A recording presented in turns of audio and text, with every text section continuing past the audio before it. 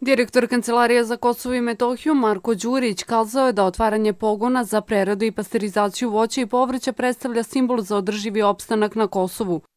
Ovo nije samo običan projekat izgradnje pogona za pasterizaciju, ovo je projekat nade i vere u održivi opstanak našeg naroda na ovom području.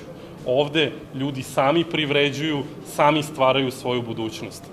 Novi pogon za preradu voća i povrća osveštao je episkop Raško-Prizrenski Teodosije, koji je kazao da opstanak Srba na ovom području nije moguć bez dobrotvora.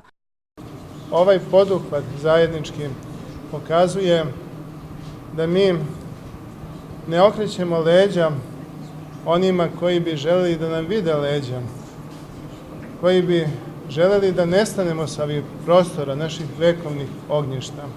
Mi želimo radom i trudom da ovde živimo, da opstanemo, a isto tako nesebično da pružamo i drugima. Otvaranje ovakvog pogona predstavlja i mogućnost za otvaranje novih radnih mesta, kaže francuski humanitarac i osnivač nevladine organizacije Solidarnost za Kosovo, Arno Gujon. On dodaje da je njegova organizacija u ovaj projekat uložila 110.000 evra.